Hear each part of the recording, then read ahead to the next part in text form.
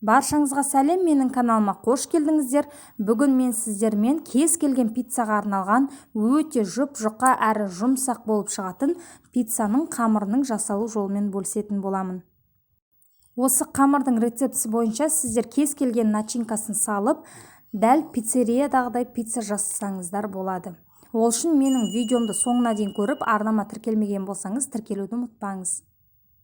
Бұл рецепттағы қамыр бойынша сіздер 30 диаметрлік 2 пицца жасасаңыздар болады. Ең алдымен 350 грамм ұнымызды жақсылап електен өткізіп, осылай ортасын ашып, үстіне 1 шай қасық аштығымызды саламыз. Содан соң үстіне 175 мл жылы суымызды құямыз.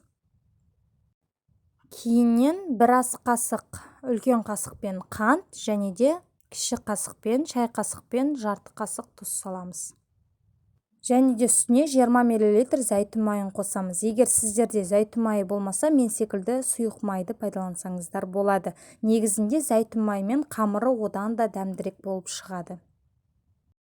Енді қолымыздың көмегімен қамырымызды иілейміз. Біздің қамырымыз қолға жабыспайды және сәл қаттылау болып тұрады.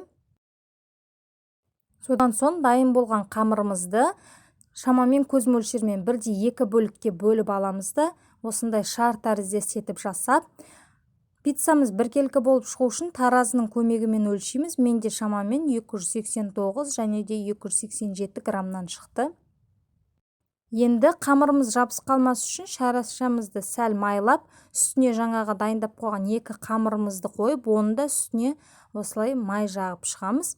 Және жабыс қалмас үшін мен осылай ортасына қасықты қойдым. Қамыр тез ашиды, бетін жауып, ең аз дегенде 40 минутқа қоямыз. Менікі 1 сағаттан сәл артық тұрып қалды, ештеңе етпейді. Мінеки видеода көріп тұрғандарыңыздай қамырдан қасық та оңай алынып, қамырлар бір-біріне жабыспай алынды.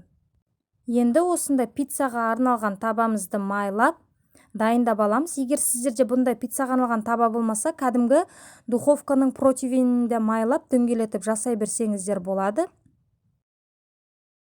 Қамырға ешқандай оқтауды пайдаланбай-ақ, осылай қолымыздың көмегімен формамызда жайып шығамыз. Қамырымыз өте жұқа болып жайылуы тиіс. Және мен үстіне аздаған ғана майонезбен 1 ас қасық кетчупты жағып шықтым. Негізі оригинал рецепттерде арнайы пиццаға арналған соус жасасаңыздар болады, немесе сацебели салатын пайдалансаңыздар, пиццаларыңыз өте дәмді болып шығады. Содан кейін осылай колбасаны және помидорды жұқа етіп турап дайындап алдым. Енді дайын болған пиццамыздың үстіне аздаған сыр сеуіп, колбасамызды және помидорымызды қойып шығамыз.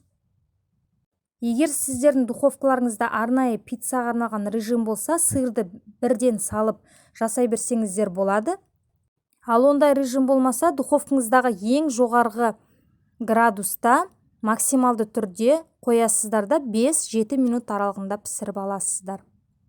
Менде максималды градус 300 болды, бірақ мен 280 градуста 7 минутта пісіріп алдым. Және сырды осындай үккіштің өте ұсақ көзінен өткізіп алдым.